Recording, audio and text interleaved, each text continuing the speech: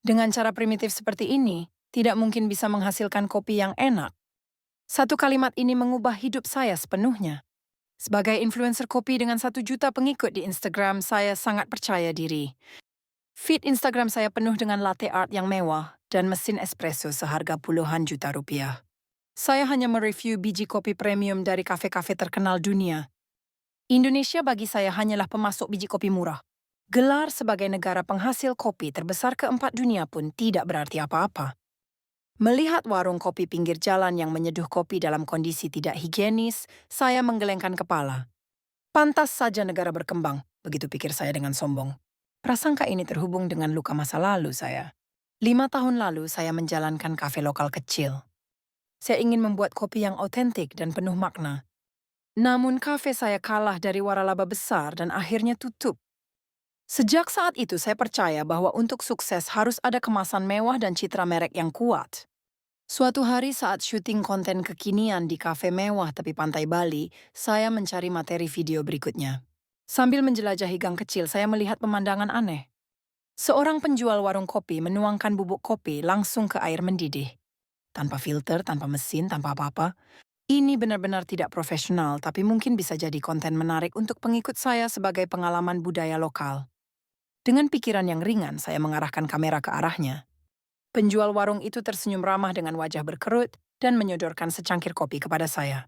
Saya menerimanya sambil tersenyum, tapi dalam hati berpikir bagaimana caranya minum ini. Tapi saat saya meneguk kopi itu, semua indera saya terhenti. Rasa kopi yang dalam, yang selama ini saya cari atau bahkan sudah saya lupakan, ada di sana. Pahit tapi manis, beraroma tanah tapi dengan sentuhan sitrus yang lembut. Bagaimana saya harus menjelaskan rasa itu? Ternyata cara yang selama ini saya remehkan adalah solusinya. Kesombongan saya hancur berkeping-keping. Kopi ini bukanlah premium blend yang biasa saya minum. Ini adalah sumber rasa yang otentik. Kamera sudah mati dan saya hanya bisa larut dalam rasa itu. Bagaimana ini bisa terjadi? Semua pengetahuan yang saya yakini terguncang. Tanpa peralatan mahal, tanpa teknik mewah, ternyata bisa menghasilkan rasa sedalam ini. Saya menatap penjual warung itu dan untuk pertama kalinya merasakan kerendahan hati. Menanggalkan harga diri, saya meminta bantuan kepada penjual warung itu.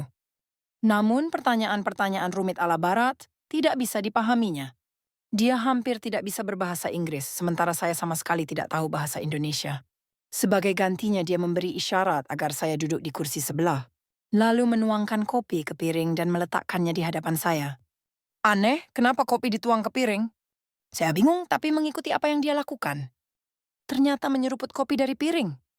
Awalnya canggung, tapi anehnya cara itu membuat saya bisa merasakan suhu dan rasa kopi dengan lebih baik. Ini adalah penderitaan pertumbuhan budaya yang belum pernah saya alami. Semua pengetahuan kopi yang saya miliki tidak berguna di sini. Sebagai gantinya saya harus belajar satu persatu dengan meniru mereka. Setiap pagi saat mengunjungi warung itu, saya menemukan lebih banyak hal. Biji kopi yang dia gunakan berbeda setiap hari. Suatu hari kopi gayo dari pegunungan Aceh, hari lain aroma tanah dari kopi Toraja. Ada juga hari-hari dengan aroma sitrus segar dari kopi Kintamani. Penjual warung ini menangani lebih banyak varietas biji kopi daripada barista manapun yang saya kenal. Sejak saat itu saya terseret ke dalam kenangan masa lalu.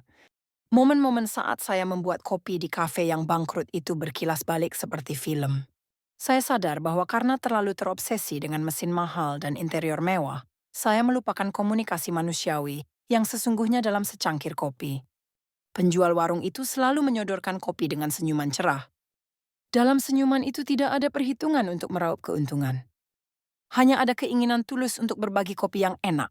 Lihat yang setelah saya hilangkan. Yang saya kejar adalah kesuksesan, bukan kopi yang sesungguhnya. Barulah saya paham alasan kegagalan saya yang sebenarnya. Berbeda dengan saya yang hanya mengandalkan teknologi dan peralatan, orang-orang ini memahami esensi kopi itu sendiri. Cara tradisional menggiling bubuk kopi dan menyeduhnya langsung justru memunculkan rasa asli kopi. Pengikut Instagram saya menunggu postingan baru setiap hari. Tapi saya tidak lagi ingin membuat konten yang mewah. Sebagai gantinya saya ingin menangkap cerita nyata yang terjadi di warung kecil ini. Namun masih ada yang kurang. Semua pengalaman ini sepertinya memiliki makna yang lebih besar dari sekadar pencerahan pribadi.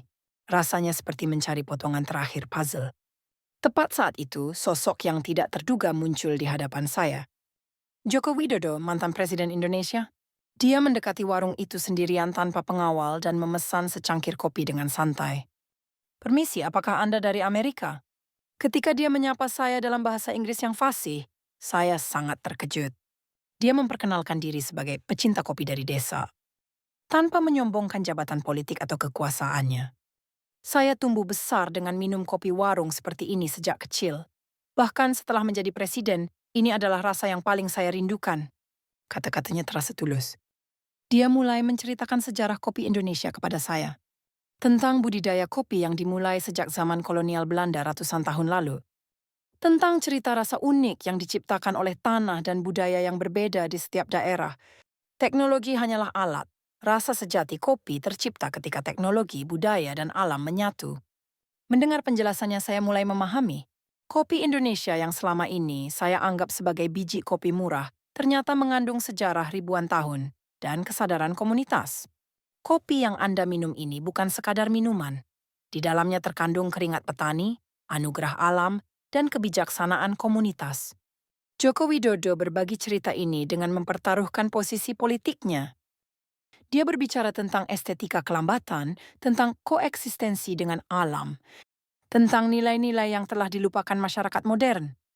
Budaya kopi barat juga luar biasa, tapi cara kami juga layak dihormati. Keberagaman adalah kekayaan yang sesungguhnya. Dia berbicara tentang koeksistensi, bukan kompetisi. Bukan tentang siapa yang lebih unggul, tapi bagaimana budaya yang berbeda bisa harmonis. Menunjukkan kepada saya bagaimana cara pandang yang berbeda bisa berpadu. Kesuksesan yang selama ini saya kejar ternyata sangat sempit. Saya hanya melihat industri kopi dari sudut pandang persaingan. Tidak pernah mempertimbangkan keberagaman budaya dan koeksistensi. Jadi selama ini saya salah? Bukan salah, tapi tidak lengkap.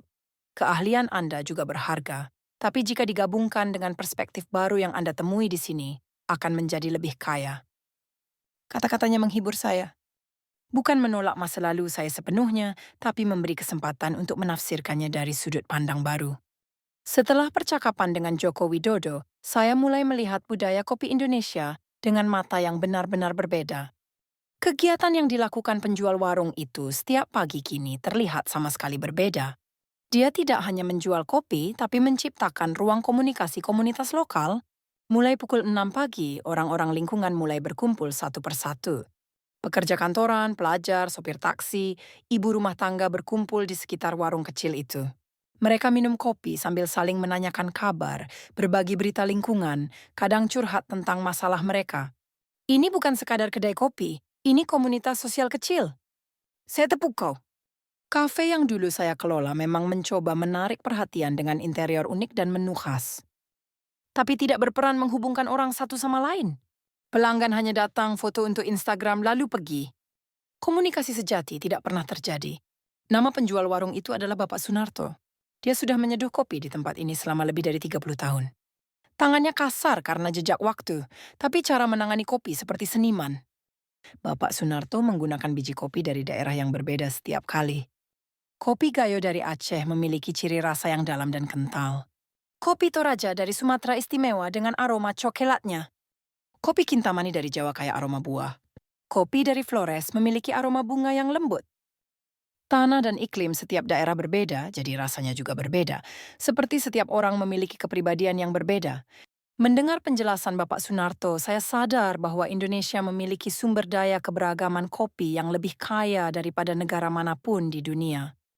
Tapi keberagaman luar biasa ini tidak diakui secara global sebagaimana mestinya. Kenapa kopi-kopi istimewa ini tidak dikenal dunia? Alasannya kompleks setelah saya pikirkan. Kurangnya pemasaran, keterbatasan branding, dan yang terpenting prasangka budaya yang berpusat pada barat. Orang secara otomatis memikirkan espresso Italia atau drip coffee Jepang ketika mendengar kopi bagus. Tapi kopi Indonesia yang langsung saya rasakan memiliki rasa yang lebih dalam dan kaya daripada merek terkenal manapun. Masalahnya pada kemasan dan pemasaran, bukan pada kualitas itu sendiri. Adakah yang bisa saya lakukan? Saya mulai berpikir serius. Sebagai influencer dengan 1 juta pengikut, saya memiliki pengaruh untuk memperkenalkan budaya istimewa ini ke dunia. Tapi kali ini saya ingin menyampaikannya dengan cara yang autentik, bukan kemasan mewah. Bapak Sunarto seperti menyadari keresahan saya dan berkata, "Yang penting adalah hati. Kopi yang dibuat dengan tulus bisa menggerakkan hati orang dimanapun." Kata-katanya menumbuhkan semangat misi baru dalam diri saya. Kembali ke negara asal, saya sudah menjadi orang yang benar-benar berbeda. Studio kerja yang penuh dengan kafe mewah dan mesin kopi mahal kini terlihat seperti simbol kesombongan. Saya membereskan semuanya dan mulai menyeduh kopi dengan tenang di sudut dapur kecil. Persis seperti yang diajarkan Bapak Sunarto, saya menggunakan cara menggiling bubuk kopi langsung dan menyeduhnya dengan air panas. Awalnya canggung ya, tapi lama-lama terbiasa. Dan yang terpenting, saya mulai berbincang tulus dengan orang-orang yang minum kopi itu. Postingan pertama saya sangat mengejutkan. Alih-alih latte art mewah atau interior kafe yang keren, saya memuat warung Bapak Sunarto dan percakapan tulus dengan beliau. Judulnya sederhana, saya salah. Saya telah menemukan kopi yang sesungguhnya. Reaksinya eksplosif. Tapi tidak seperti yang saya duga.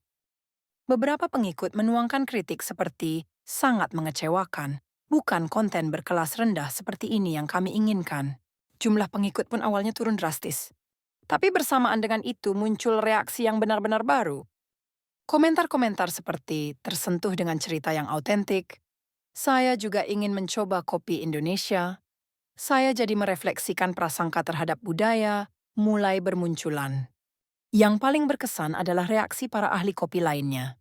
Seorang barista juara terkenal berkomentar, pengakuan berani seperti ini yang dibutuhkan industri. Beberapa roaster menyatakan minat pada biji kopi Indonesia. Saya mengunggah video baru setiap minggu. Memperkenalkan karakteristik kopi setiap daerah Indonesia dan menjelaskan dasar ilmiah cara ekstraksi tradisional. Dan yang terpenting menyampaikan kisah master kopi lokal seperti Bapak Sunarto. 6 bulan kemudian hal menakjubkan terjadi.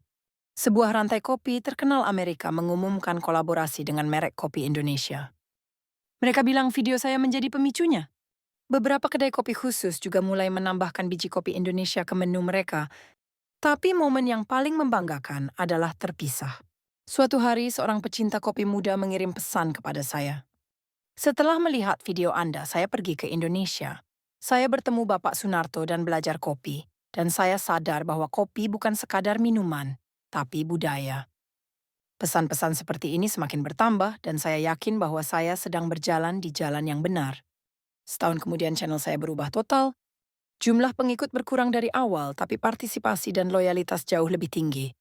Yang terpenting, komunikasi yang autentik sedang terjadi. Tapi muncul kontroversi yang tidak terduga. Beberapa ahli industri kopi barat mulai membantah klaim saya.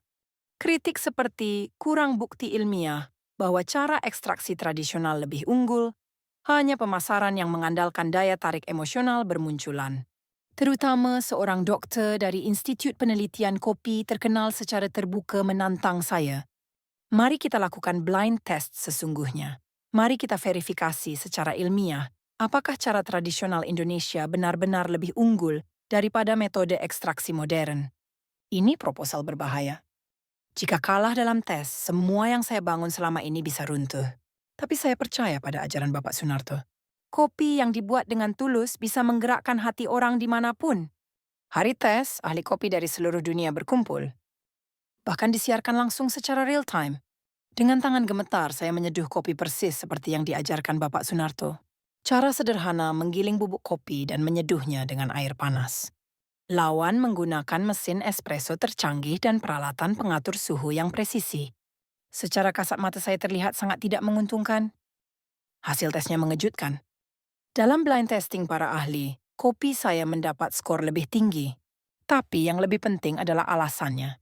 Kopi ini memiliki kedalaman yang berbeda. Bukan hanya rasa, tapi ada resonansi emosional yang terasa. Evaluasi salah satu juri. Para ahli lain juga menunjukkan reaksi serupa. Kesempurnaan teknis mungkin unggul pada metode modern, tapi kepuasan keseluruhan dan tingkat berkesan lebih tinggi pada cara tradisional. Saat itu saya sadar, kopi bukan sekadar minuman tapi budaya, dan budaya tidak bisa diselesaikan hanya dengan teknologi. Persatuan teknologi budaya alam yang dikatakan Bapak Sunarto memiliki makna seperti ini. Setelah tes, perubahan besar terjadi di industri kopi. Beberapa roastery mulai bertransaksi langsung dengan perkebunan Indonesia. Penelitian tentang cara pengolahan tradisional menjadi aktif, Yang terpenting, tren baru bernama slow coffee lahir. Tapi tidak semua orang menyambut perubahan saya. Beberapa pengikut lama mengatakan dulu lebih bagus dan pergi. Sponsor komersial juga berkurang. Secara ekonomi pasti ada dampaknya. Meski begitu, saya tidak menyesal. Karena saya yakin sedang melakukan hal yang benar-benar bermakna. Yang saya pelajari dari Bapak Sunarto bukan hanya cara menyeduh kopi, tapi sikap menghadapi hidup. 2 tahun kemudian, saya mengunjungi Indonesia lagi. Kali ini bukan sebagai turis, tapi sebagai pelajar sejati. Warung Bapak Sunarto masih di tempat yang sama, dan beliau menyambut saya dengan senyuman yang tak berubah. Bagaimana? Sudah banyak belajar? Pada pertanyaannya saya menjawab sambil tersenyum. Masih banyak yang harus dipelajari. Seumur hidup pun rasanya tidak akan cukup. Dia menunjukkan ekspresi puas. Sepertinya dia tahu bahwa saya telah belajar kerendahan hati. Dalam kunjungan ini saya menyaksikan perubahan mengejutkan. Di sekitar warung Bapak Sunarto mulai berkumpul barista-barista muda. Mereka berusaha belajar cara tradisional sambil mengombinasikan teknik modern. Sekarang anak-anak muda mulai tertarik dengan cara kami. Berkat Anda. Kata Bapak Sunarto membuat dada saya sesak. Perubahan kecil yang saya mulai ternyata memberi dampak positif ke daerah setempat juga. Tapi bersamaan dengan itu muncul keresahan baru. Ketika budaya tradisional mendapat perhatian global, ada risiko komersialisasi. Beberapa perusahaan mulai melakukan marketing palsu dengan nama kopi tradisional Indonesia. Jerih payah master sesungguhnya tidak mendapat pengakuan yang layak. Mana kita tahu cipta situasi seperti ini? Saya bertanya kepada Bapak Sunarto. Dia berpikir sejenak lalu berkata, perubahan itu wajar, yang penting tidak kehilangan esensi. Bentuk boleh berubah, tapi hati harus tetap sama. Jawaban bijak beliau memberi arah baru kepada saya. Saya sadar bahwa saya harus berperan tidak hanya mempromosikan kopi Indonesia, tapi melindungi dan mengembangkan budaya kopi yang autentik secara keseluruhan. Kembali ke negara asal, saya memulai program sertifikasi keaslian. Hanya memperkenalkan perusahaan yang benar-benar menghormati cara tradisional dan melakukan perdagangan yang adil dengan petani lokal. Ini menimbulkan kontroversi besar, tapi saya yakin akan berkontribusi pada perkembangan budaya kopi yang sehat dalam jangka panjang. Sekarang pengikut channel saya sekitar 500.000 orang. Setengah dari yang dulu, tapi mereka benar-benar tertarik pada budaya kopi. Komunitas yang saya bangun bersama mereka jauh lebih bermakna dan bermanfaat daripada dulu. Belakangan saya mulai memperkenalkan budaya kopi tradisional negara lain juga. Dari upacara kopi Ethiopia, Turkish Coffee Turki, hingga drip coffee Vietnam. Memperkenalkan nilai unik dan keindahan setiap budaya ke dunia menjadi misi baru saya. Tapi kontroversi masih terus berlanjut. Sebagian menilai saya telah keluar dari Eurocentrisme, tapi sebagian lain mengkritik sebagai relativisme budaya yang berlebihan. Mana yang benar? Saya tidak punya jawaban pasti. Yang saya yakini hanya satu hal yang dipelajari dari Bapak Sunarto. Usaha yang tulus pada akhirnya pasti menggerakkan hati orang. Perjalanan saya yang dimulai dari secangkir kopi belum berakhir. Saya akan terus bertemu lebih banyak budaya, berkomunikasi dengan lebih banyak orang, dan menyampaikan cerita yang otentik. Bagaimana menurut Anda? Apa titik keseimbangan yang harus kita jaga antara tradisional dan modern, lokal dan global? Dan bagaimana cara mengukur nilai budaya yang sesungguhnya? Semua pertanyaan ini masih berkecamuk dalam hati saya. Tapi saya pikir itulah bukti pertumbuhan. Daripada kesombongan masa lalu yang mengira punya jawaban pasti, sikap sekarang yang terus bertanya dan belajar jauh lebih sehat.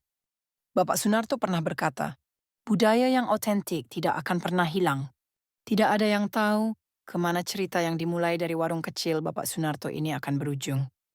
Tapi satu hal yang pasti, budaya yang otentik tidak akan pernah menghilang.